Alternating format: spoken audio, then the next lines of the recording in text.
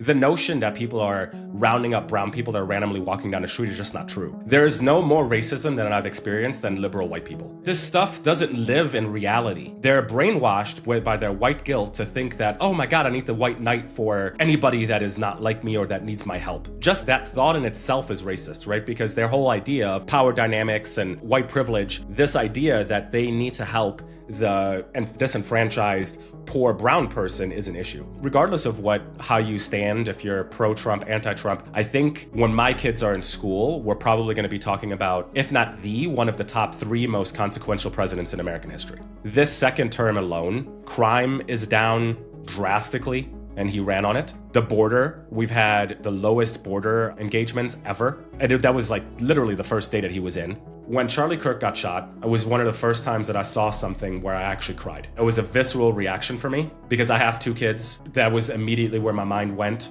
We didn't have nationwide unrest. We didn't have the crazy right-wingers and the racists going out and killing people. We had the largest call to vigil and the largest prayer group in the country ever in history. You had people go to a stadium and pray for our country. This is the problem with a lot of progressive policies. They can't account for human nature. So if you have a system that is collective, you have a system that includes everybody, what you are not accounting for is the 1 to 2, the 5% sociopath that is willing and able to abuse the system. So what happens is when you run a communist system, that sociopath who is purely motivated for power gets into power. And once they're in power, they understand that if they give power back to the people, they never get power back.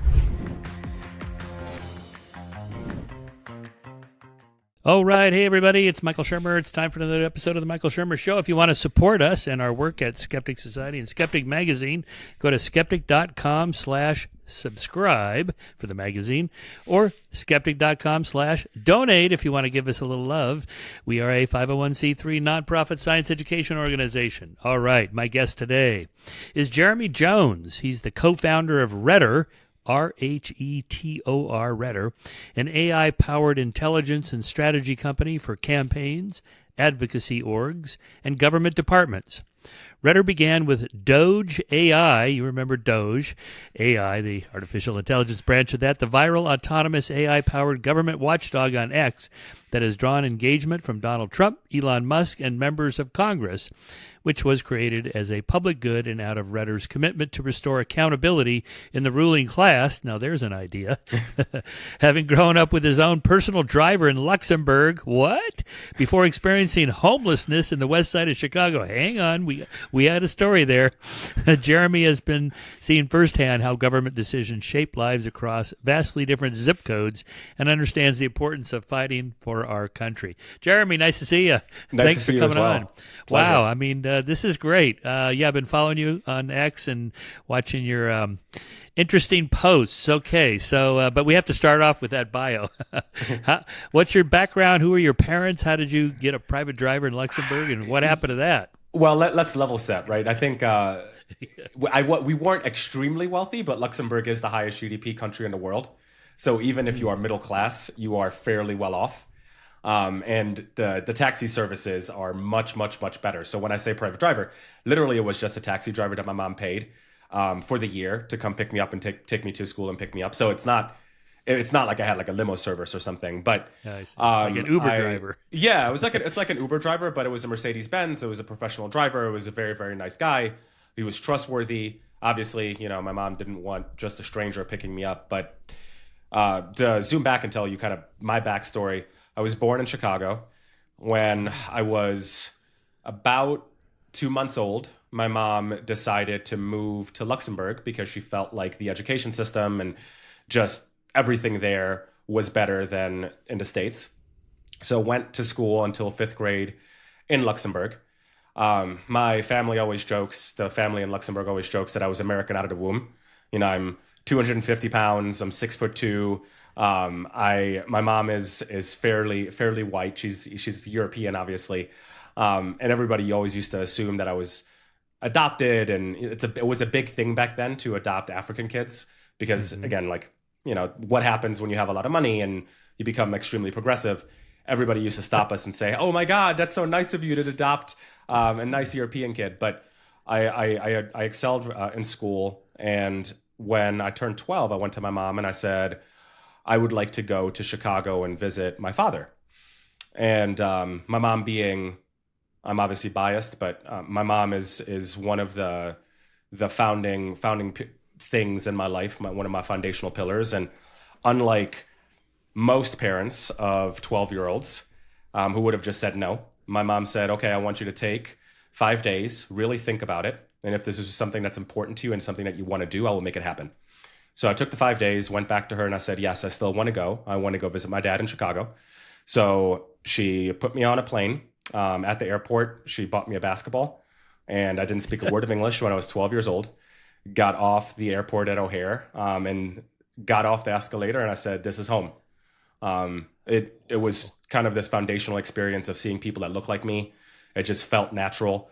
My dad held up a sign that said Jeremy Jones, and we didn't have a way of communicating because I didn't speak English then, and he didn't speak Luxembourgish or French, but we communicated through music, and it just felt natural. Then 9/11 happened, and obviously planes were shut down, airports were shut down. Education was really important to my mother. Obviously, that's why she uprooted us and moved us to Luxembourg. And she went to my dad and said, I want my son enrolled in school just for the time being until we can figure out when he comes home. So I went to school in Chicago, called my mom about 2 weeks in, and I said, I'm not coming home. And she said, what do you mean you're not coming home? I said, I want to stay here. And being the superstar my mom is, and said, okay, I want you to take 5 days and think about it. And if that's what you want to do, I'll support that. So she, obviously as a 12-year-old, you don't really understand the sacrifice. You don't know how to quantify that sacrifice. But now that I have kids, I know what that meant. She sold everything, relocated back to Chicago to support me. My mom and dad ended up getting back together, but she's been this foundational figure in my life, and she is by and large the main reason I am who I am. First of all, your English is flawless. So I guess at age 12, you're young enough to be able to adopt new languages. So, by the time you're in your 20s, it's much more difficult. Yeah. So obviously it just caught on. And so you speak, what, 3 or 4 languages now? I actually, the brain when you're that young is so malleable. My mom speaks 5 languages. So when you live in Luxembourg, the national language is French because 50-60% of the workforce is from France. Obviously, everybody in Europe speaks English. So if you go to a hotel or anything else, you are expected to speak English. Germany is super close, so a lot of people speak German. But the unspoken national language is Luxembourgish in Luxembourg. So there's actually a really interesting... It's this really like dichotomy. When people think of progressivism, Luxembourg is actually a very, very progressive society from a policy perspective. But from a border perspective, a citizenship perspective, it's extremely conservative. So one of the criteria to become a citizen in Luxembourg is you have to own property for 5 years, you have to live in the country consecutively for 5 years, and you also have to pass a speech test in Luxembourgish. So you have to learn Luxembourgish, and Luxembourgish is like patois. It's almost impossible to understand. So when I tried, I've always been very determined. So I was very determined that if I'm going to learn English, I'm going to learn English better than any native English speaker. So as a young man, I learned English, but I lost a lot of that language. So I still understand French. When I go back, I can speak passable French. I speak English, and then enough Luxembourgish to get by. But that's amazing. Your father and your mother did not, in the meantime, get remarried or whatever. They were both available, and they got back together. That's what a great story. That would make a great romantic movie. Like my childhood years are definitely a Hollywood quality movie. My dad also passed when I was 16. So I was only with him for 4 years. Oh, okay. Sorry. Wow. And my mom still to this day hasn't dated anybody else. She has no intention of getting remarried. It's he was her one and only by and large. Wow. And now she's a grandma. Yeah, now she's a grandma to two wonderful girls. Wow. 2 wonderful girls. That's amazing. Yeah, okay, a couple things there. So Luxembourg actually has an immigration policy, and they have borders, and they enforce it. Crazy, right? Yeah, pretty much all countries do, don't they? What's the problem with the United States? That we're so big, and there's just so many avenues, and everyone wants to come here, and it's just, how come a little country like that can do it, and then why can't we scale up from that model? It just feels, as you start to dig into most of these policies, there is what's logical, which honestly is take the Save America Act that is in front of, I think it passed the House, now it's in front of the Senate. Senate still hasn't brought it up. It's a 90-10 issue. Very rarely do you get issues in America where 90% of people, especially in a partisan America like we live in, agree on it. That you need, again, to do anything in this life, you need an ID, right? Yeah. It just makes common sense that the one thing that impacts everybody, which is voting, you should probably also need some sort of ID. But if you remove, it's a game of incentives, I feel, in our political system. It's also, we're doing some stuff on the fraud analysis stuff. It's also obviously a game of money. But the game of incentives, if I remove an issue off the table that we can squabble and fight over, then I'm also removing an issue that I get to run over.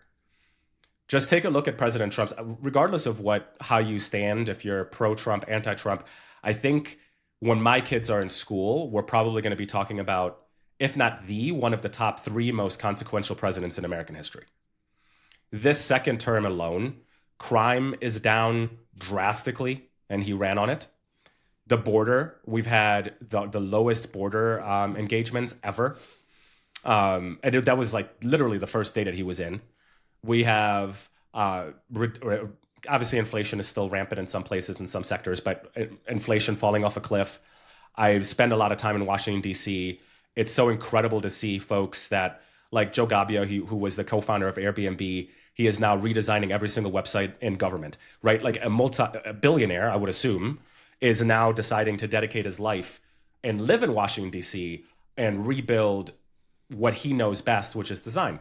Elon Musk, who's obviously incredibly busy, he's felt, I think DOGE was kind of interesting because you can't do a DOGE type thing from the inside. And it's also another bipartisan issue on the internal side that they all wanted to get him out of DC. But he still feels, you look at his posting on X and what he talks about on the internet, he still feels that politics is one of the, if not the most important issue of his time. So this is like, you have all of this amazing stuff that's going on. And then on the same coin, we're talking about issues that we're fighting over that are so logical and easy to solve.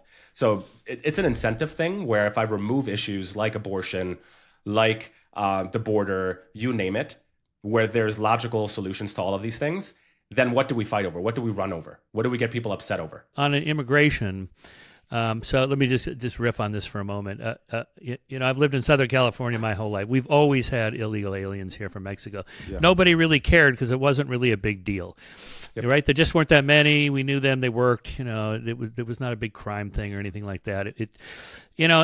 But at some point, I guess it just hits a tipping point where people go, you know what? That's just too much, right? So.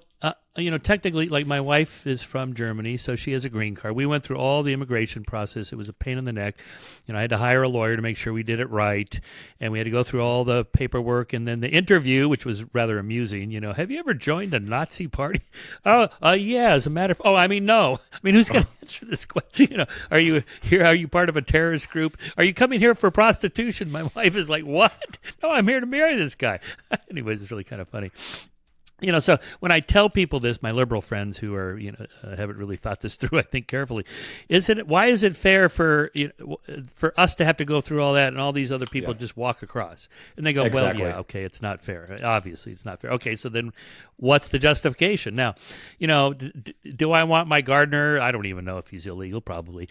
Do I want him deported? No, I don't really care. It's not fair, but at some point, it just gets overwhelming, and then you have all the crazy, the crimes, the long list of these, crimes committed by some. Most don't do anything bad, but enough. If you have a law of large numbers, if you have, 15 to 20 million, then that tiny number that commit crimes are going to be quite prominent, right? So I don't know. At this point, what's the solution?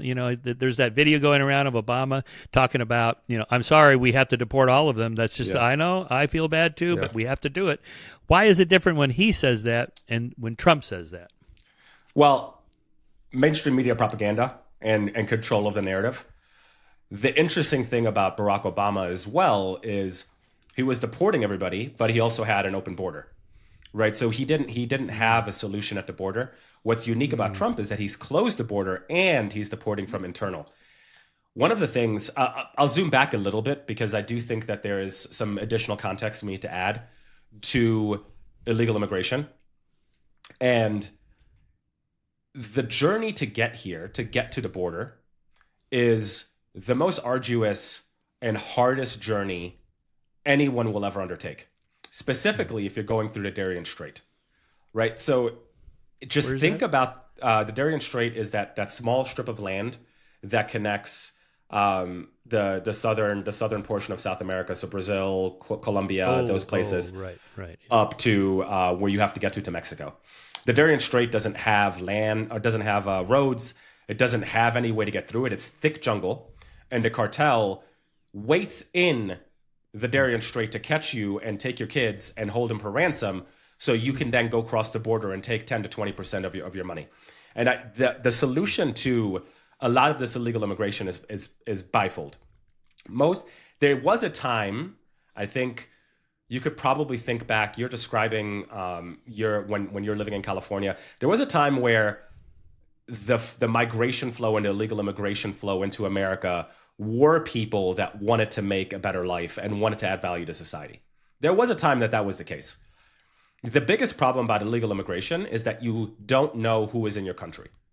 So you can't say for certain that those people are good and they want to add value. So the biggest problem is unless you take everybody out and then create some sort of system where they can get in, you don't know. You can't for sure say that my friends and neighbors are actually people that I want to have as friends and neighbors. Mm-hmm. So that feels sensible to me. That feels logical to me. That feels like 90% of rational people will agree on. Mm-hmm. The second problem is if someone is going through that journey and risking their life, because more than 50% of people who go through this journey actually die. They never reach Mexico. It's very, very arduous. It's very expensive for the cartel and the coyotes to take you to Mexico and across. More often than not, they actually know who you are and they actually make you send back remittances back to where they are, or they kill your family. So the solution is bifold.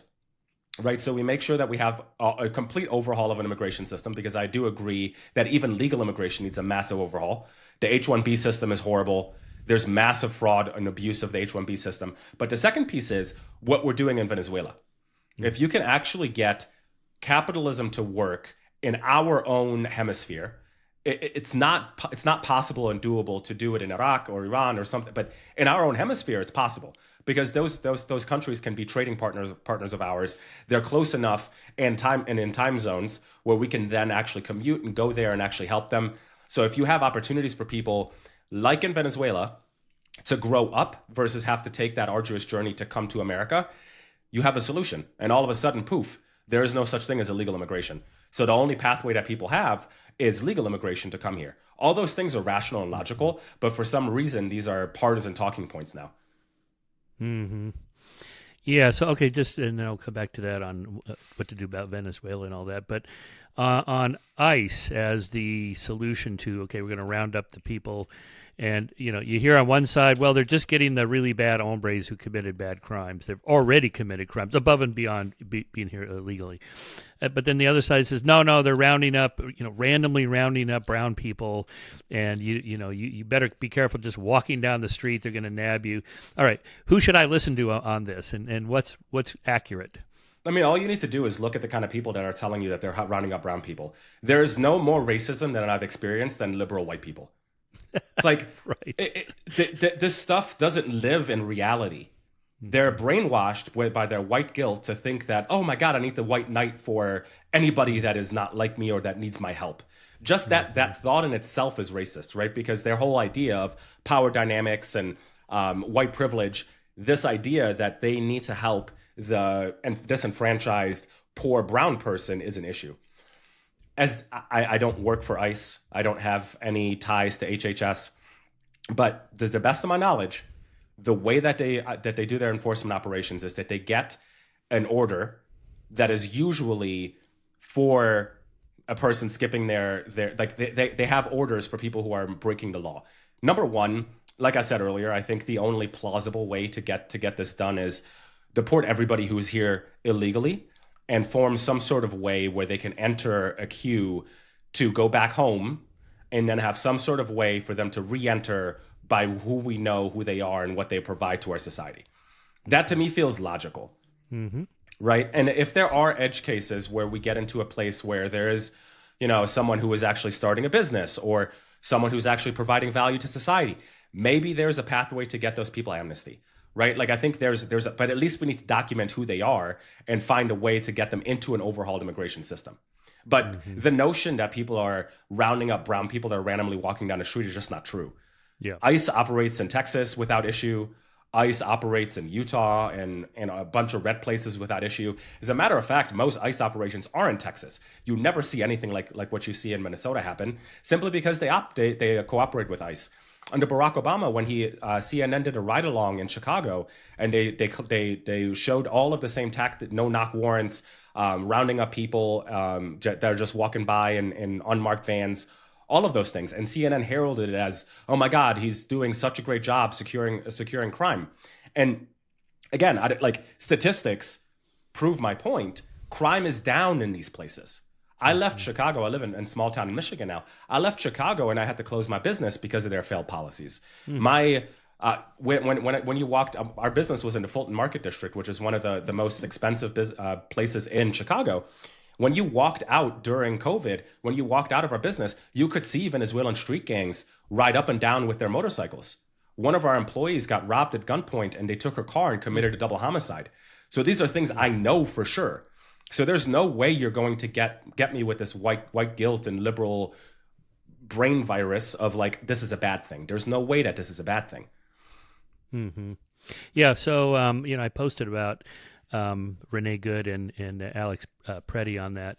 Just on the personal responsibility issue, which no one seemed to address. I mean, it's one thing to peacefully protest on the sidewalk where you're just holding a placard or something like that, but to get out in the middle of the street and blow whistles and scream at big, strong, muscular men with guns and hope they don't lose their cool. I mean, that's all I was saying. I'm not saying they should have been shot. They shouldn't have been shot. Okay, and do an investigation or whatever, but. And then I got pretty hammered for that. I mean, the sense on the left, it seems to be you should be able to do anything you want without consequences. And that's not the world I live in. But it does seem a little gray area. Like, can you go in the middle of the road? Can you block traffic and it's still peacefully protesting? I don't even know what the law is about that. I don't think there is a law. And again, I'm not versed on any of this. But to me, this is peaceful protesting. Right? To me, the difference between what is currently going on with these organized signal chats and actual peaceful protesting is degrees of difference. And what progressivism and by and large Marxism really understands is he who controls language controls reality. So if I call a thing and then I make you defend that thing isn't a thing, I've already won. So if I'm calling these people legal observers and peaceful protesters, and I make you defend why that isn't the case, I've already won. But the reality is these words aren't true. They're not peaceful protesters and they're not legal observers. They're literally breaking the law by interfering with a federal enforcement action. And they're doing it in an organized and a structural way within a signal chat, led by politicians, which is just mind-blowing. So, do you have a sense of what the ratio is between top-down, controlled protesting, with Soros money or whatever, and just kind of spontaneous bottom-up, let's all get down there and protest because we're pissed off, and some people just like to stir shit up for fun. Do I have an accurate sense, like a number? Probably not, but on the edges, if it's happening, even if it is happening, which it is. We verified it, and it is happening, and there's other credible sources that have shown this. Just the fact that it's happening is a problem. And the biggest issue, like you said, it gives cover for people who just like to stir shit up and get involved. So if you have 10, 20, 30% of people that are paid agitators and paid protesters and organizers and these kind of things that are trained year-round to do this stuff, they get paid year-round to do this stuff, a very, very high hourly wage, that gives cover to other people then to go out and do stuff. Not to mention the Marxism and the cultural Marxism that's going on at the teachers union all across our country, where our kids, I think last time I checked, our kids are reading at like 30% reading level. Yeah. Okay. So back to the just on the border solution problem. I mean, I'm just thinking about other countries. Australia, New Zealand, Japan, for example, have much tighter immigration policies than we have, and they are able to do it, restrict them, but maybe because they're islands or something like that. But on the other hand, I was just in England just a couple of days ago, and my colleague there was telling me about the problem they have of about 1,000 people coming a day by boat. Yeah.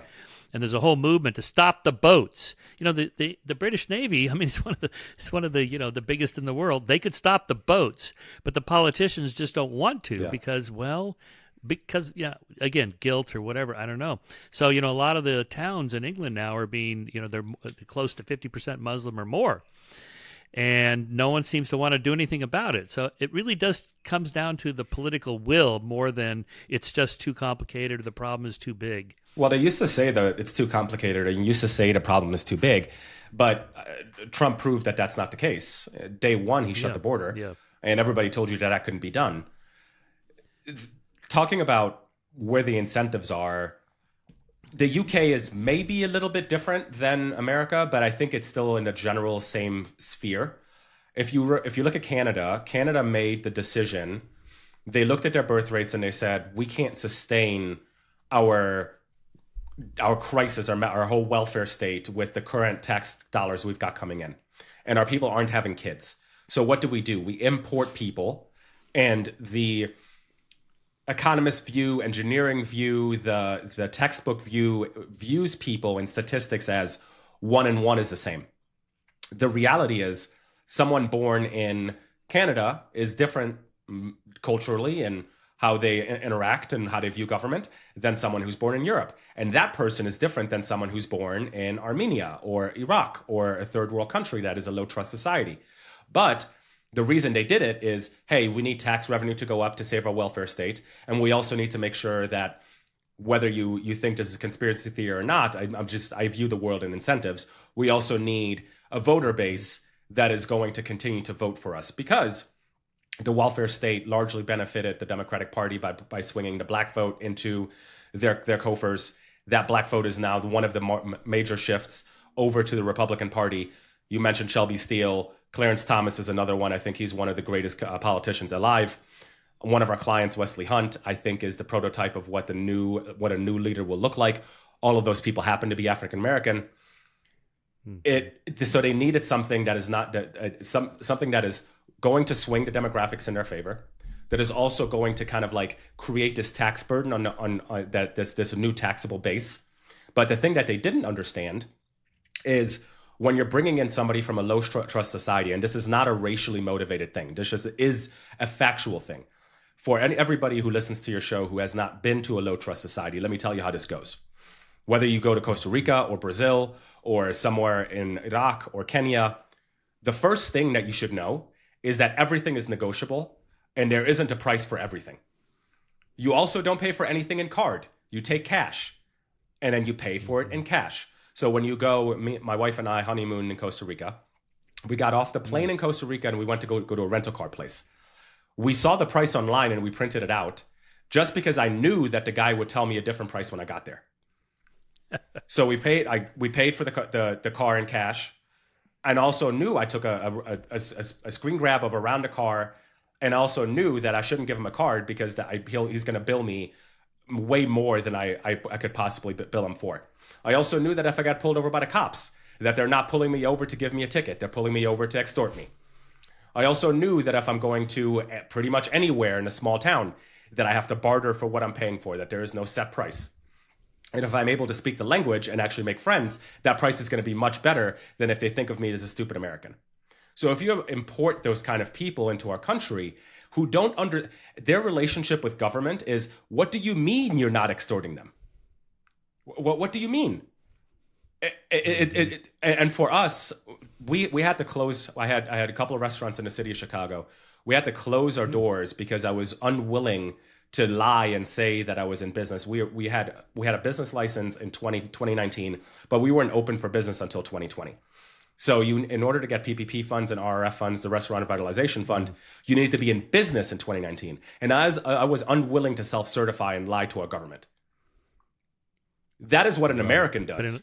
That is not Yes. what a low trust Right. society member does. So when you make it, Yeah. and I also want your viewers to understand, we have no checks and balances for any of our systems. DOGE HHS just open sourced, I think it was 6 years of Medicare provider data, just a gigantic 10 gigabyte data set that we're prompting against, and we're going to publish a website. It is staggering. There are places that are billing billions of dollars a year with no checks and balances for just some random residents in New York. It's mind blowing. Like numbers and things that no normal American would ever think about. Mm-hmm.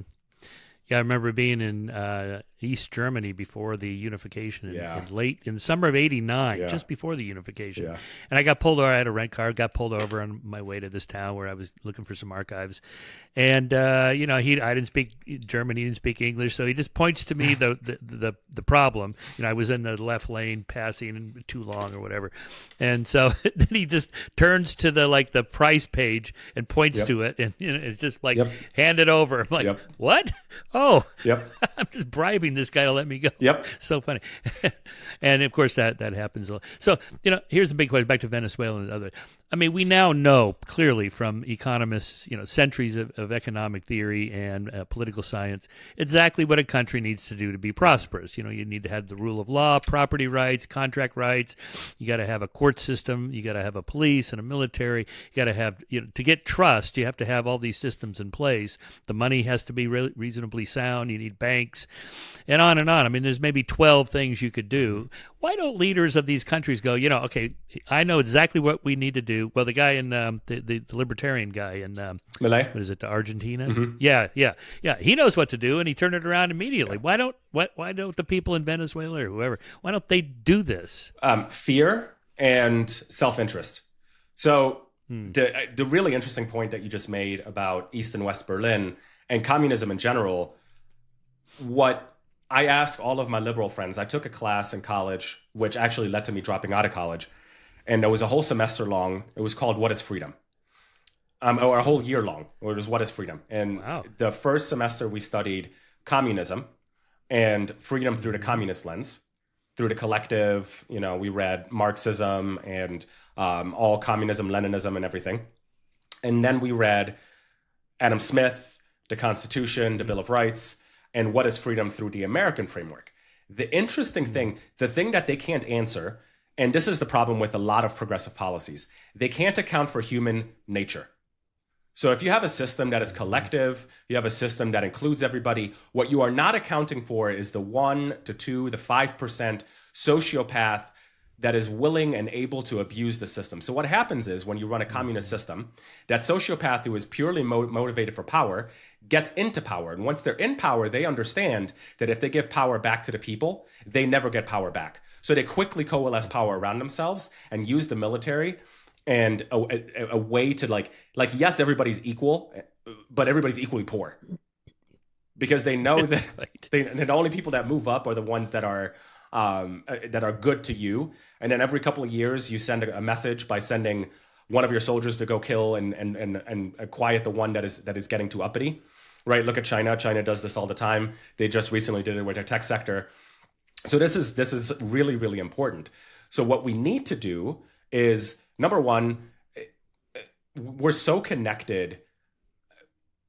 We're more connected than we've ever been before. And we obviously do this for a living. Redder does this for a living. So obviously it's very critical to us. But thank God that Elon bought X, right? So if you have global free speech, and if you have the ability for everybody in the globe to talk to each other, that is really how you start to spread some of these ideas. Because when you have young people, and I think this is really, the demographics are going to change whether we like it or not. The one thing that these autocrats and these people can't control is aging and dying.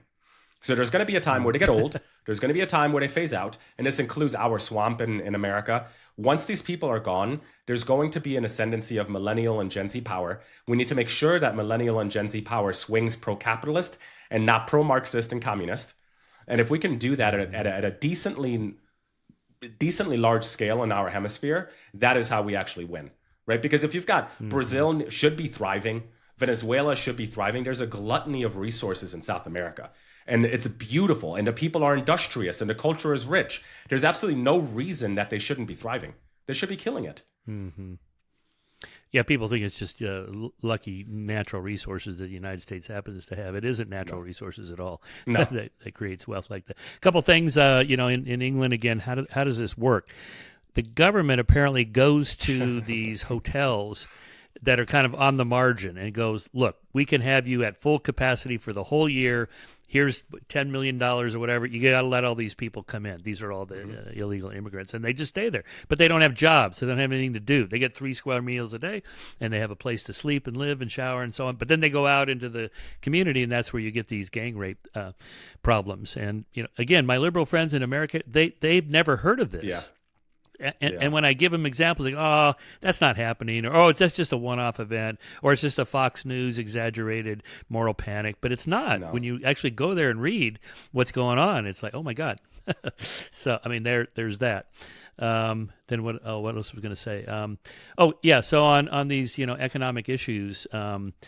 Yeah, I guess just by human nature, most people intuitively feel like it's a zero-sum fixed pie. Yeah. So if that guy, Elon Musk, he's got that much, that means I have this much less. Even though the people who often say this are plenty wealthy. They have all the money they need, right? I mean, they're living really good lives in America, and they still think that guy's getting something. So do you think it's something in our nature that we just can't grasp the idea of a non-zero-sum game? Yes, and I also think we're easily wired towards neuroticism and negative emotion. And so before I answer that question, I want to touch what you're talking about in England. We also do, by the way. We were doing under the Biden administration. We were doing the same thing. We were bringing people in and housing them and keeping them here. So this is not unique to England. The biggest problem with England is that, yes, the illegal immigrants from the Southern Hemisphere, some of them were bad and criminals, but at the very least, they had some sort of, most of these countries are Christian and Catholic, right? They have some cultural semblance and some cultural milieu that they can kind of graph on. When you're bringing people in whose main goal it is, they see it as spreading their religion and taking over, and Islam, and you're allowing that to happen, and you're paying them to do it. That's exactly what they want, right? So I want people to know that was also happening here. Luckily, we're stopping and we're getting a hold on it. So, I mean, Redder and DOGE AI. So I looked at some of your stuff. I'm not sure I know what I'm looking at. You have all these numbers.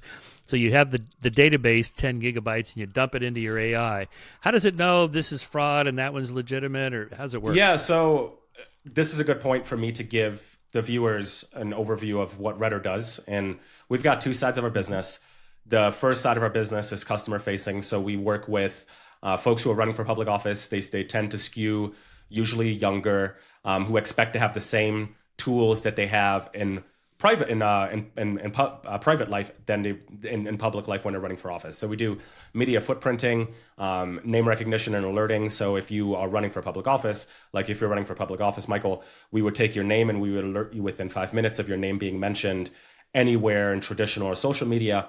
We would give you a sentiment score on any mention of that. Is it positive? Is it negative? Then we skew and double click deeper on that. Is it joyous? Is it disgust? How is it charged? Right? So you know what people are thinking and what people are talking about.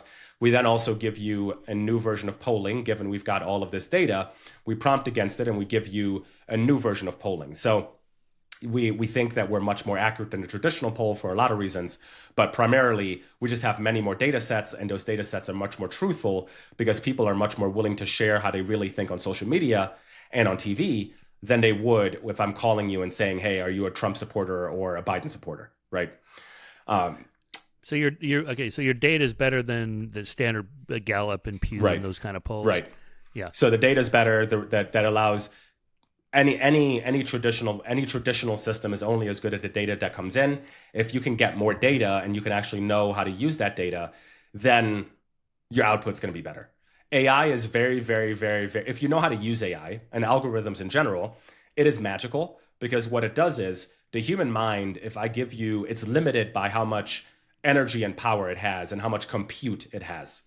So imagine if I were to take, you're a very intelligent human. If I took 1,000 Michaels and I hooked them all up to the same brain, and I gave you the ability to ingest data immediately and fast, just imagine how much more powerful and quick you could make decisions and tell me anomalies and those kind of things. So the second piece of our business, we've got what we call forward deployed engineering. It just happens to be that fraud and a lot of these things are very hot right now, which is what we're kind of showing what we can do. But any data set, any organization, truly anybody, they have bottlenecks. And usually what we do is we go into your organization, we understand your workflows, we understand what you would like to do and how you would like to automate, and then we build AI systems around those to alleviate those bottlenecks. So what we do with fraud is, like this HHS data that's 10 gigabytes long, it is massive, right? We're talking millions and millions of rows, billions and billions and billions of providers. Just the top 100, we ran a fraud analysis on like the 5 most frequent zip billing codes and the top 173 providers that we flagged. That alone was $37 billion for that data set, right? So we took that giant spreadsheet, chunked it down into smaller ones, and then prompted against that spreadsheet with very, very, very detailed instructions. And I usually, this might be a really good heuristic for your users, for your viewers and you. Algorithms and what you, as an AI, you're essentially baking a recipe. Let's say cookies, right? If you're making cookies, the instructions are the prompt. The ingredients is the data set.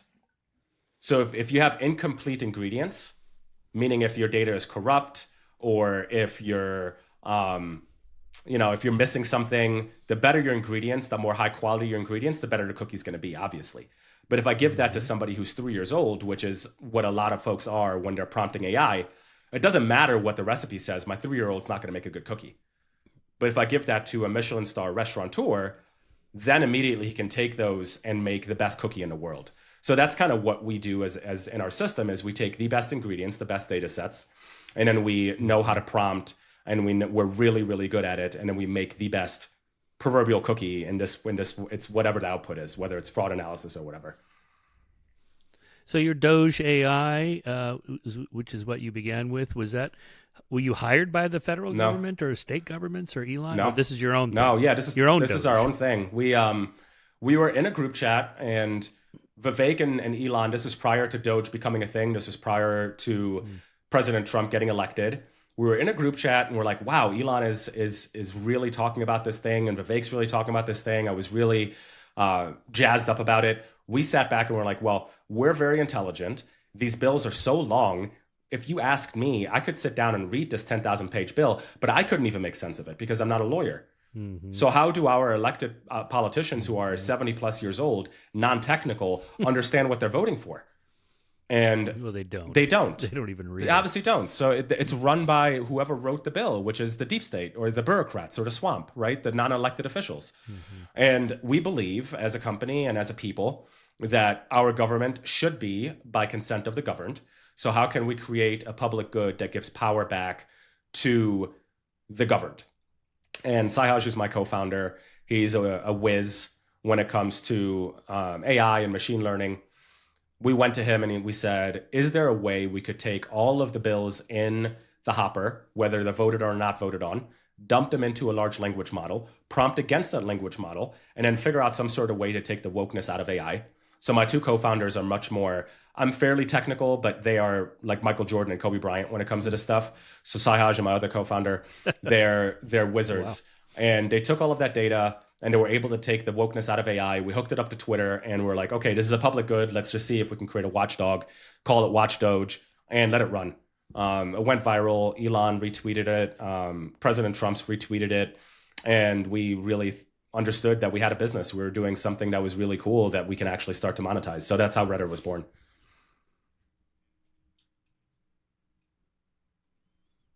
Yeah.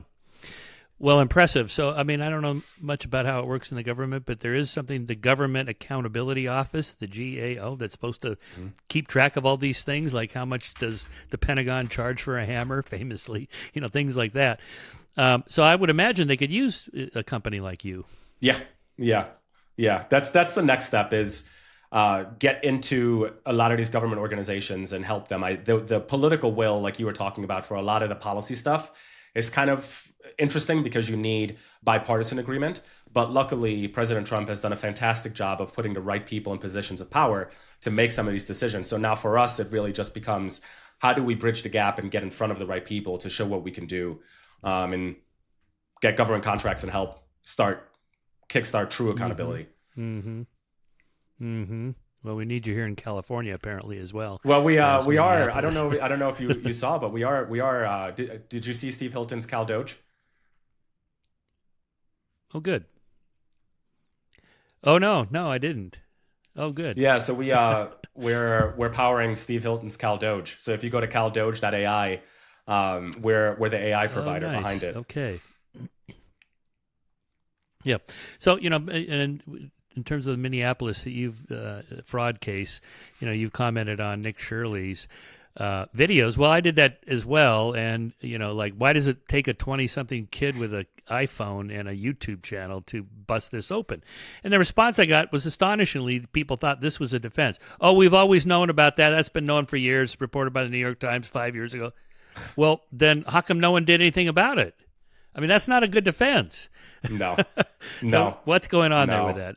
Is this fraud? Is it really that bad? It's worse than people think. It is worse than people think. Genuinely, it is worse than people think. And the argument that, oh, we've known about that, and oh, it's been reported on by the New York Times. The counterfactual, exactly like you said, is then why didn't anybody do anything about it? Why hasn't this actually been stopped? And no one can answer that. Okay, right. Yeah, well, if it's that bad in just that one city, I mean, how many other cities are like this, and how much government waste there is? I did see Elon on Rogan talking about how discouraging it was. You get in there and you start nosing around in the bureaucracy, and it's just hopelessly big. There's just nobody can seem to stop the machinery. I don't know what the answer is ultimately. Well, I think it starts with, it's really hard to reform the government from inside, because you require a leeway, and you require the politicians who are part and parcel of the grift to acquiesce and give you power. So that's number one. I do agree with Elon. We struggle a lot with what we uncover of it. It really feels like it's easier to do something fraudulently in this country than it is to do it correctly. Anything that's related with government, it is easier to commit fraud than it is to do it correctly. Whether it's starting a business, billing Medicaid. Here in Michigan, where we just did a video that uncovered some adult foster care fraud. A good friend of mine has a master's degree.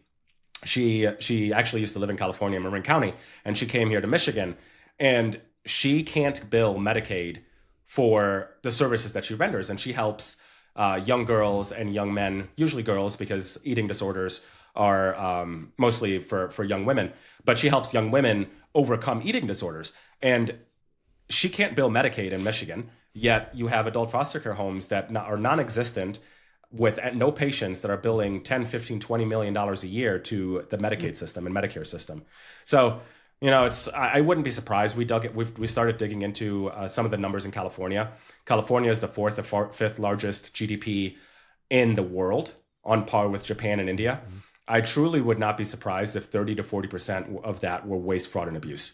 Genuinely would not be. Mm-hmm. And one of the reasons why Nick Shirley is so powerful is because he represents what the new generation wants. Why is it a 23-year-old with a camera? Is because he's 23. He's tired of it. It's like, this is the American way, right, Michael? Like, this is the American way. It's like we are the cockroaches that never die. We believe in our country, and we're willing to do. There's enough of us who are willing to step up and say enough. We would like to have a country for our kids. We would like to have a country where I can afford a house, get married, not have to sit with my wife and think about, can we afford to have children? Can we afford to have 2 or 3 children? Right? Like, these are conversations that should not be happening. And by the way, for all of the progressive listeners and all of your liberal friends, you could have all of the progressive Bernie Sanders AOC wet dreams if you just stop the fraud. If you stop the fraud and you took that money and redistributed it to Americans, and you closed the border, if you're willing to do those 2 things, you could have all of those things for American citizens. But they're not willing to do that, which tells you all you need to know. Mm-hmm. Okay, back to the education. So, if you were president, or if you were head of the education department, and you said, "Okay, I was in Luxembourg. Here's how they do it.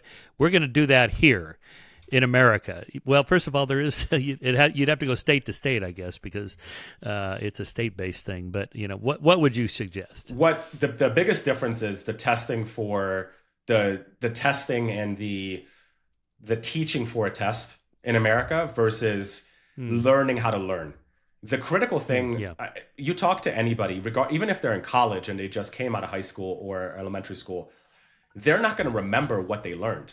But the way that we teach in this country is what to learn, because you get tested on it, just like you did. The microcosm of you learning the French version just so you knew exactly how to dictate it, and then you immediately put it out of your mind, because then you got the thing accomplished. That's how we take on education. So by the time that you become a functioning adult and you're actually required to think, which is why you've got all of this progressiveness that is just like so incoherent logically, because they literally can't think. So what you do in Luxembourg, you've got small classes. When I went to school, I believe the largest classroom I had was 10 kids per teacher. The teacher has individualized lesson plans. So the teacher comes to you and says, "Jeremy, what are you interested in?" I tell him, and if he doesn't know, or if I don't know, then he just gives me something that I may find. Then he gives me 5 books. I read those books. Then I come back and say, "Okay, I found this really interesting. I didn't really like this." And then he gives me 5 more books about the thing that I was interested in, right? So most of life is not knowing what you want. It is knowing what you don't want. And the way that you learn how to think is just classic liberal education, right? It's like the whole Socratic method and engaging with ideas that you don't like, but you still engage with them anyway. And you try to like make an Iron Man out of it versus just a straw man argument. And then what happens is when you start to get into, I think one of my most controversial opinions is high school should be 2 years, and then we should have 2 years of military service.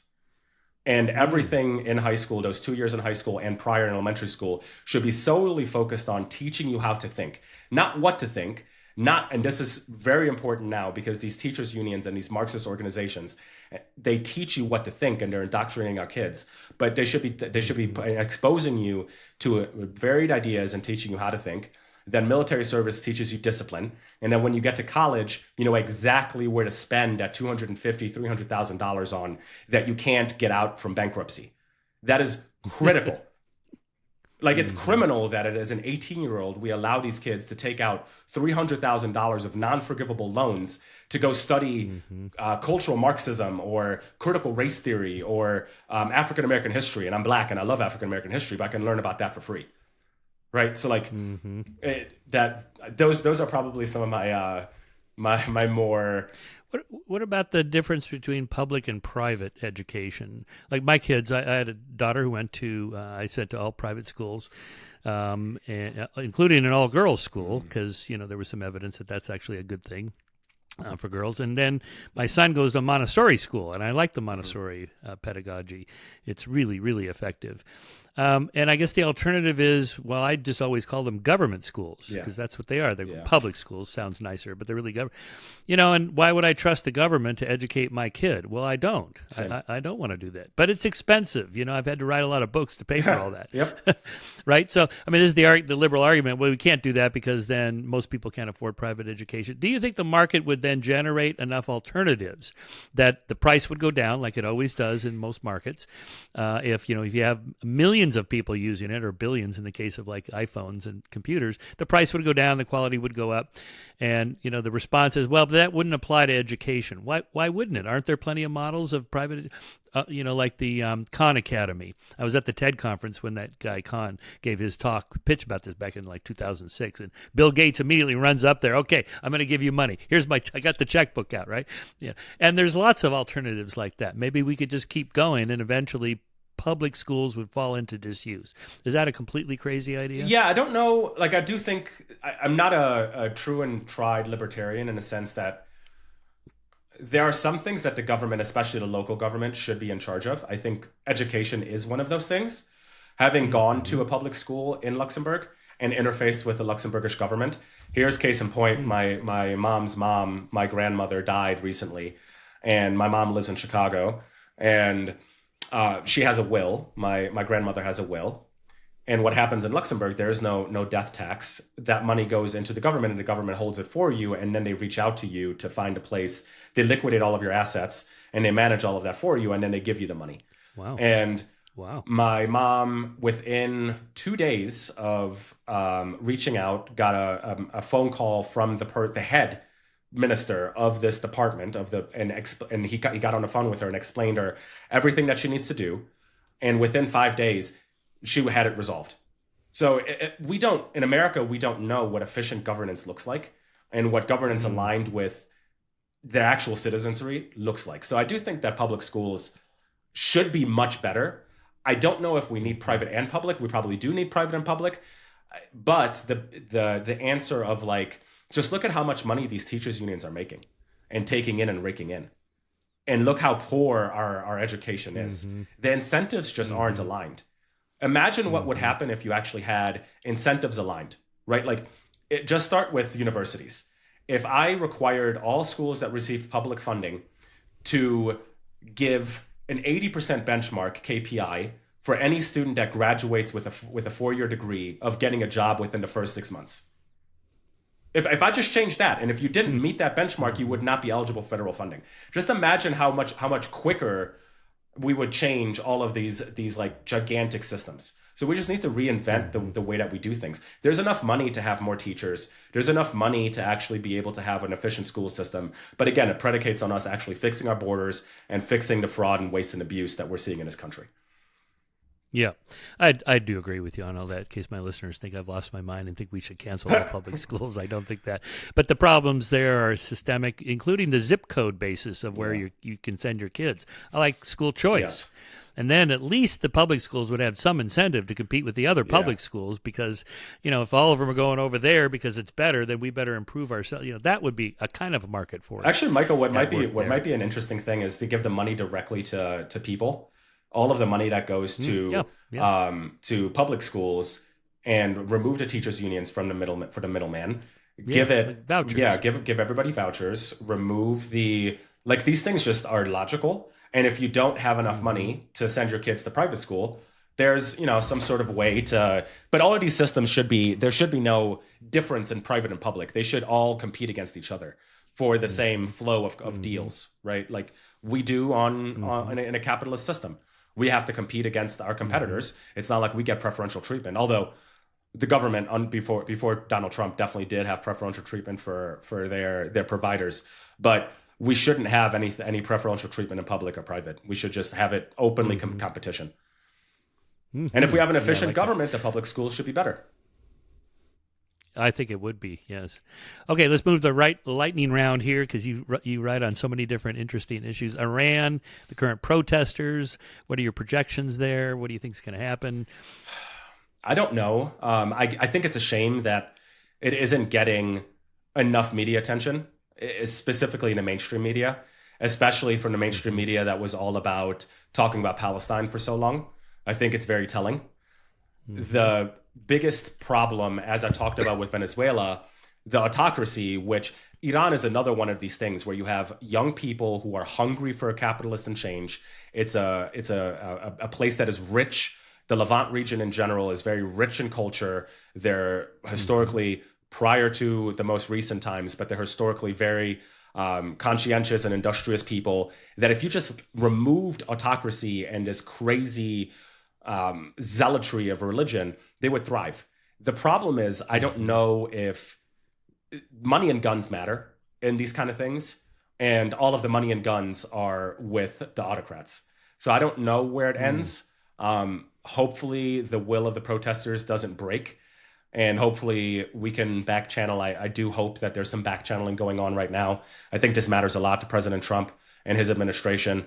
And I think we come up with an amicable agreement, but something needs to change. The Ayatollah needs to go. Yeah, there's always a balance there between how much top-down control you can influence on other countries or even within your own country versus bottom-up. So I had Steve Pinker on the podcast for his latest book on when everybody knows that everybody knows. So here you have this common knowledge problem. The famous example of the kid that calls out the emperor is naked. Yeah. He's not telling anybody anything they don't already know. But now they know that everybody else knows that they know. And so this is why autocrats have to control speech in the press. So, again, meet Elon with X or whatever. And I am encouraged by the, rise of independent journalism, which I think is great because the mainstream media is clearly very biased now. But what are your thoughts? Who do you listen to? I mean, so here's the problem. A lot of the independent journalists I know they're just working by themselves. They don't have fact checkers. They don't have a team of editors and so on. So some of the stuff is great. Some of it is like, I don't know, is this accurate? Whereas, at least with the New York Times, the Wall Street Journal, I know because I write for them as well, Washington Post. There's a whole bunch of people in between what I write and what ends up on the page, and that hopefully they've weeded out some of the errors. Yeah. I don't know. How do you think about that? With the power of AI, you can take a super independent journalist and empower them to fact check and do a bunch of work independently, right, without having to have human go-betweens, and also most importantly without having bias in those human go-betweens. Because what happens is, as I'm sure you've experienced, you write an explosive story. I view Nick Shirley very similar to Laura Logan when she was working for 60 Minutes. I haven't talked to Laura, but just following what she's doing now that she's out of the mainstream media, there are probably a bunch of stories that she wanted to cover that her editors just refused to let her cover, right? The powers to be just refused to give her money or capital or to go cover. But if she had the independent ability to go cover it and do it and put herself at risk, because Nick is putting himself at risk every time that he goes out, but then also had the ability to fact check everything that he's finding and to present those findings to the media and to the regular person, that is really what's missing. And that's what we hope to restore. This is kind of a public good we're doing. We think it's just a cool way for us to show what we're doing. Cal Doge is another one. We partnered with Steve Hilton and Jenny Ray LaRue out in your beautiful state of California. And what we do is we use our systems to flag some of these anomalies. The dossiers we build are 25 pages long.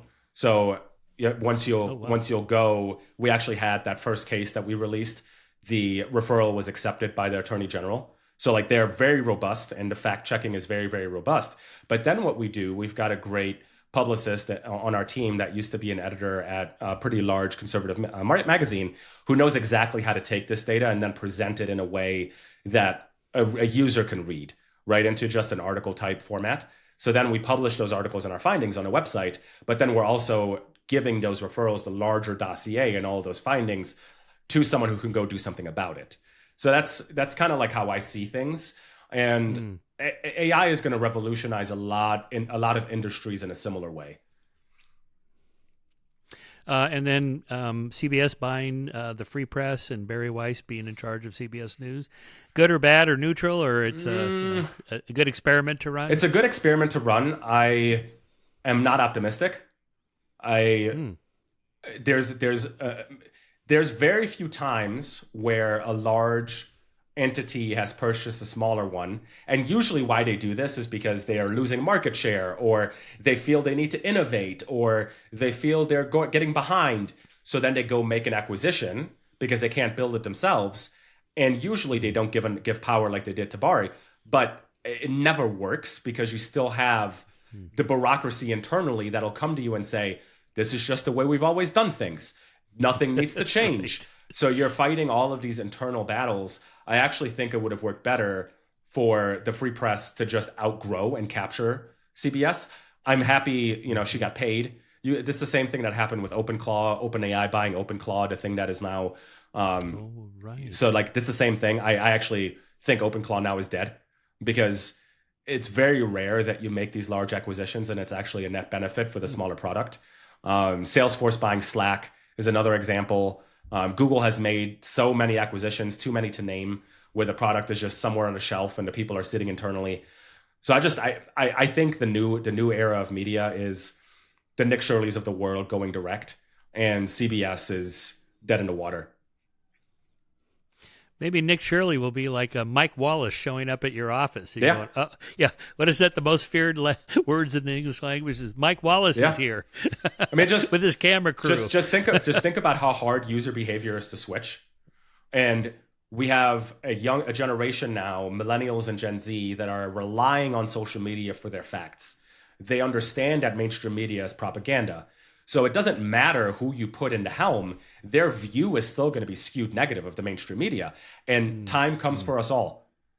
The boomer media and the boomer establishment, they're going to matter less and less. The boomer viewer is going to matter less and less, whether it's because, they're passing away, unfortunately, or they're just losing political power, or they're just becoming too old where they're just aging and becoming irrelevant. But as millennials start to become political presence, and Gen Z start to get older, they're going to consume most of their media from social media. And CBS is just never going to break that chasm. They're just going direct is always going to win. Nick, we ran the numbers. You've been in media and you know media. Take a wild guess. These numbers are from January, from the end of January. Take a wild guess how many unique people Nick Shirley reached across all media since his video dropped in December. I think it was December 27th or something of last year. It like 100 million or so something? his view on his video on X, I believe, got 500 million views. I believe is up to 500 million. Wow. But that is unbelievable. In aggregate, by the end of January, he got 6.9, just his name got 6.9 billion mentions across different media channels. Oh God, unbelievable. All across the world. Mm-hmm. So you just will never compete. You just won't outcompete that, especially someone who is highly competent. He did 100 videos in 100 weeks prior to the Minnesota video going viral. So you have a 23-year-old kid. Imagine if he does that for another 10 years. You just won't you just will not outcompete that. Now you mentioned something about risk. You don't mean just his reputation? Do you mean his safety? His literal safety, yes. Oh wow! Does he have to have security? He gets death threats all the time. He has to have 24/7 security. Right. It's crazy. Like, the craziest thing, the most realistic, eye-opening experience I had, and for your viewers to understand, I'm not some sort of right-wing, conservative Republican. I grew up in Luxembourg, which is highly progressive. I volunteered on Barack Obama's campaign before I could even vote. I was happy when Barack Obama won the first time because I'm like, man, there's a guy that looks like me that shows I can get there. So it's not like I was some sort of conservative through and through, but I'm a logical thinker and I see facts in front of me. When Charlie Kirk got shot, it was one of the first times that I saw something where I actually cried. It was a visceral reaction for me because I have two kids. That was immediately where my mind went. And we didn't have nationwide unrest. We didn't have the crazy right-wingers and the racists going out and killing people. We had the largest call to vigil and the largest prayer group in the country ever in history. You had people go to a stadium and pray for our country. You had the wife of Charlie Kirk, Erica, forgive the killer because her religion asked her to do it.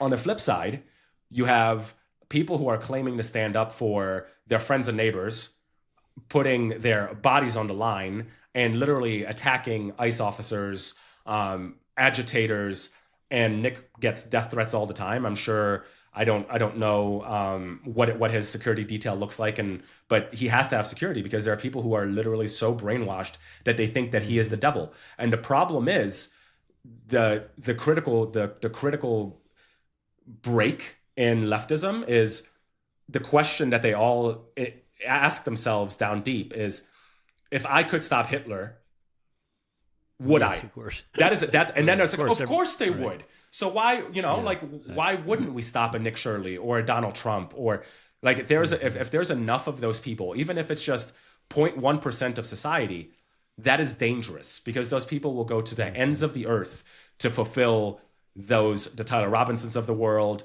the Dylan Roof or whatever his name was that took a shot at President Trump. All it takes is one or two.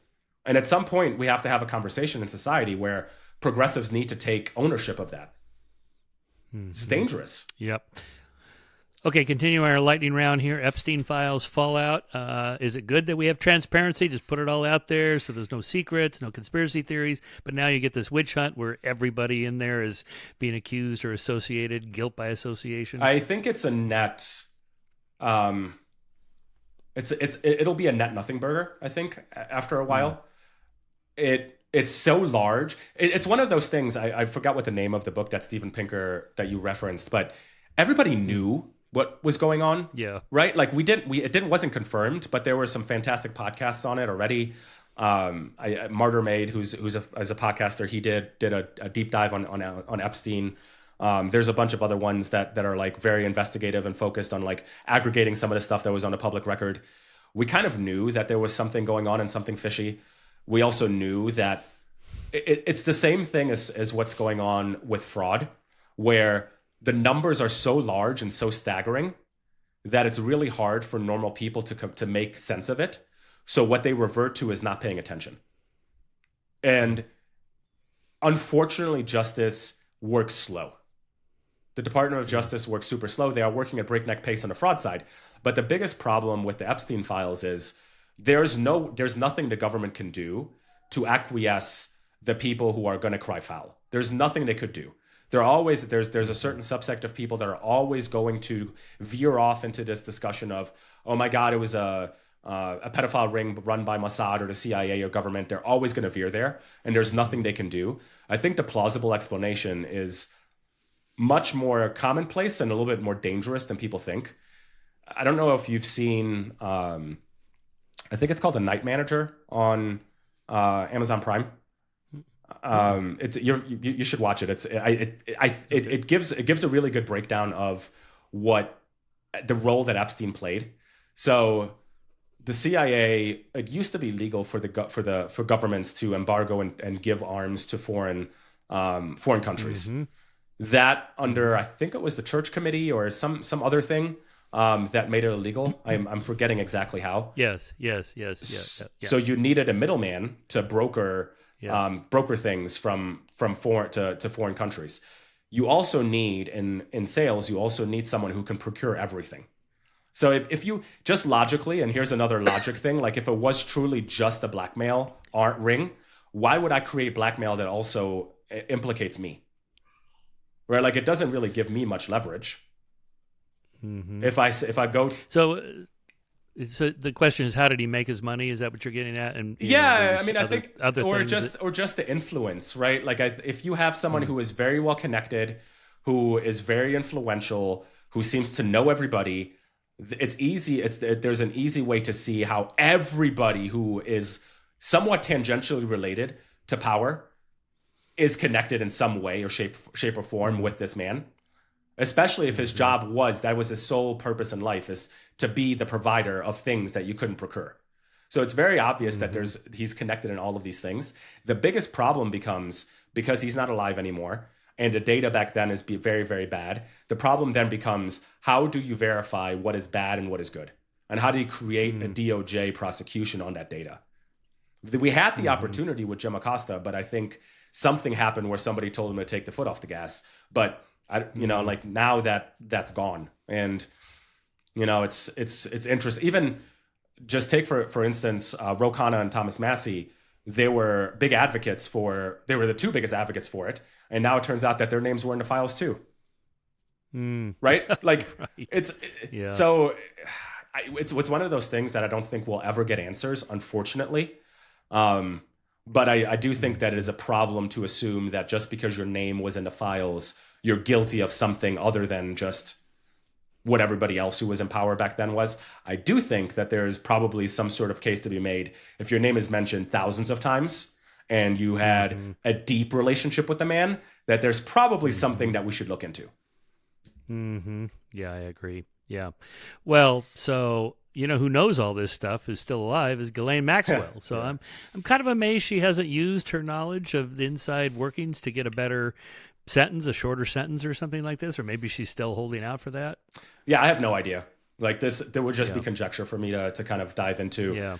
But again, like even if she does have information, how it's hearsay if she tells you something.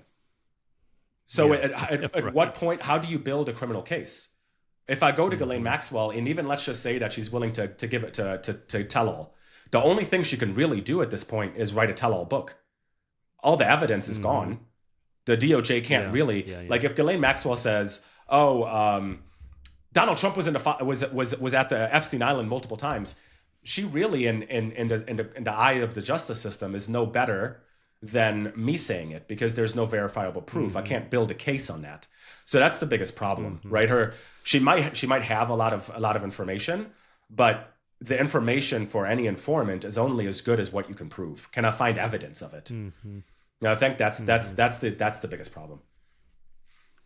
Okay, effective altruism, Sam Bankman-Fried, Will McCaskill, and all that stuff. You know, I make donations every year. When that first came out, I thought, well, yeah, rationally allocating my limited resources to places that I know are going to really be effective rather than just going to payroll and brick and mortar buildings. Yeah, that sounds good. What went wrong with this movement? It's the same issue, and you're seeing it with the dust up right now in Claude and Claude in general, the folks who run Claude are very closely tied to effective altruism. The biggest problem with a lot of this thinking and a lot of this progressive thinking is when you start to drill down, there's no way you can know for certain what's going to happen in the future. And there's no way that you can know what decision you're making now is going to be a net benefit in the future. There literally is just no way. You can probably use systems to, and I'm assuming that this is what they're hoping AI will do, tell them what to do based on inputs, but there's just statistically no way that maybe a day out I can be accurate, maybe a week out I can be accurate, but 10, 15, 20 years out, there's just no way. So the notion that you need to discount the present for the future is dangerous. It's the same people who use, because at the end of the day, here's an argument that I had with one of my friends who was an EA. There was a big, I think this was like 3 years ago. We need to kill all wild predators to save the prey animals. Right? Like, Right. It's a very emotional argument. Like, and we need to make sure that happens. Okay, great. So we have an abundance of predator animals because they've adapted for the predators to come in and kill them. So how do you control for that? Oh, I don't know. Maybe we just watch and we control it. Okay, then what do you do if your systems run amok? Like, you see where I'm going? It's like, I think I'm a believer. I go to church. That has changed over the past 2-3 years since having kids. I would have probably described myself as agnostic, which is kind of weird because I run an AI system. But there is some... Why is that weird? Well, it's just because a lot of AI researchers are trying to build AGI, which is their code for God. Oh, I see. Right? So is there a God? Not yet, but we're working on it. That is exactly what AGI is. Like, not yet, but we're sure as hell God will be in math, in the computer. And this is the problem of like making these gigantic decisions at scale. And the quirk about Claude and the dust up currently about Claude is that they don't want the Pentagon to use their technology. They asked the Pentagon if they used their technology to capture Nicolas Maduro, which I think they did. They didn't want the Pentagon to use their technology for predictive capturing and mass-grade weapon systems. But they're working with the UK government. The UK government is their first enterprise customer, their largest government contractor. So in what world can an EA square the fact that what's currently happening in the UK is more effectively altruistic than what we did in Venezuela? And the only way you can square that for me is by telling me that you're biased. Interesting. Did you follow that Poly Market story of the guy that opened an account and then bet on the day and hour that Maduro would be kidnapped? Won $400,000, closed his account, and disappeared. Yep. I mean, come on, there's something fishy there. Yeah, it's AI or an insider. There's plenty of Poly Market and Kalshi are essentially, especially on the more niche topics. Like if it's a bet on who will win the Super Bowl, that's very different. But if it's a time-based event, like, will we attack Taiwan or will we invade Venezuela? Whatever the question is, if it's time-based, there will always be an insider with asymmetric information that front runs you. So you're better not trading that event because there's always going to be somebody who's a sharp, right? Who's the shark in the situation, and then the sucker at the table. There was a time, I believe there was a time where you were able to trade. I don't you'll have to quote me on this, but I think this is correct. The SEC, maybe it was 1995, 96, something like that. But the SEC prior to this change allowed you to trade stocks on having conversations with people you were connected to. So let's just say Redder is a public company. You and I are chit chatting prior to the podcast, and I say, Michael, we're having a great year this year. It's going gangbusters. And then you go out and you buy Redder shares. That was legal at one point in time because I'm not giving you actual information. So there was another poly market bet that I don't think got enough coverage. The Super Bowl halftime performances. There was somebody who traded who would appear in the Super Bowl halftime performances. And they made, it was a small amount, $17,000 or something, because they didn't bet a lot of money. But contractually, they didn't do anything illegal because more than likely it was a backup dancer or somebody working at the stadium who saw them rehearse prior to going out, and they had insider information, and Polymarket allowed them to financialize that information.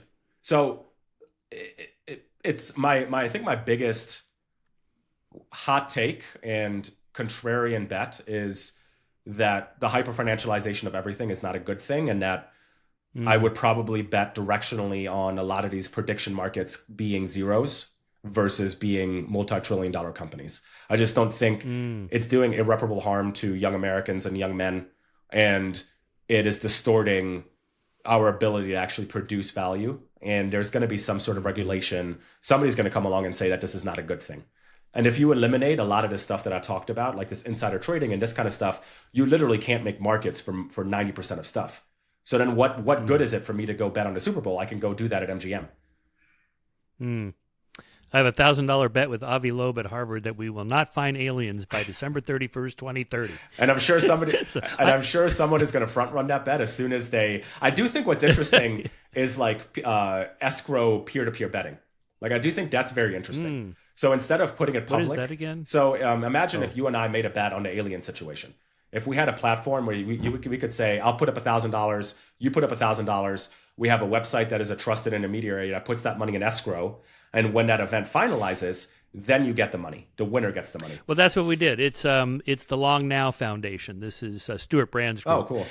They're making that 10,000-year-old clock that ticks for 10,000 years. Oh, yeah. Anyway, the Long Now. So they have a betting site for that. It's not big. Pinker bet Sir Martin Rees about the impacts. Oh, it was before COVID. Would a pandemic strike that kills more than 1 million people? That was in a bioterrorism or bioerrorism. Anyway, so Pinker ended up winning that because no one proved that it was a bio-error, lab leak. Although I think it was a lab I agree. Anyway, but that's neither here nor there. Okay, let's see. Okay, so we covered Epstein. Who do you like in 2028? Rubio and Vance versus Newsom and AOC? I don't think Rubio is going to be. I know there's going to be a pretty big divide between the young and the old in the Republican Party and the GOP, and Vance largely represents the new age. Rubio, unfortunately, I don't think Rubio wants this in some way, shape, or form, but it was Ted Cruz, and now it's starting to shift to Marco Rubio of the old guard of the GOP. So I think my money's on Vance. I think he's a phenomenal politician. I think he's going to grow a lot between now and 2028. It is very rare that you have the presumptive frontrunner actually be the frontrunner and be the one that comes at the primary. So discount that future by a ton, just like I talked about effective altruism. As it currently stands right now, I think Vance is. I don't think Governor Gavin Newsom is going to make it out of the primary. I also don't think AOC is going to make it out of the primary. I think you're going to get a radical. I don't think AOC is radical enough. I think you're going to get an outsider candidate in the progressive movement that is extremely radical, like a Zohar Mamdani that's going to come out of nowhere and sweep up the progressives. And what you'll have is a visceral moment for me in politics was when Donald Trump was on the stage in when he first ran for president, that first debate where you could clearly see that this was different.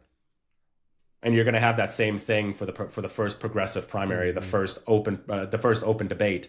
There's going to be some individual that nobody is betting on, that the establishment is not betting on, that's going to just take the party and take it by its horns.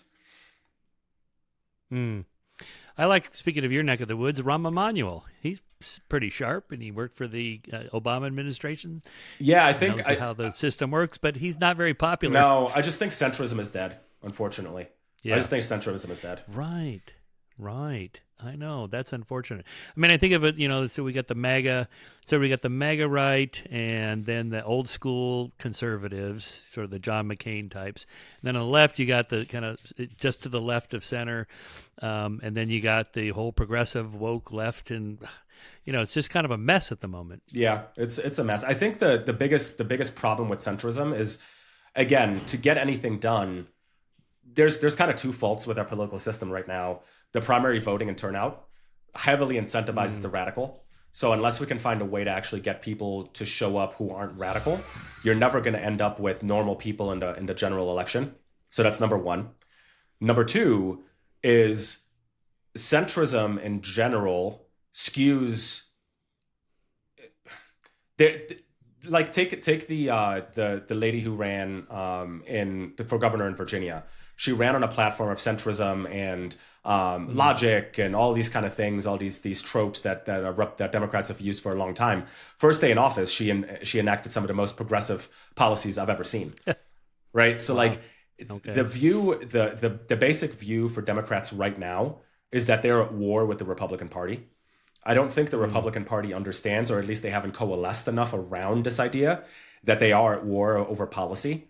And regardless of what ideologically the Democrat candidate will say, if they're a centrist ideologically, in principle, they are a hyper-progressive.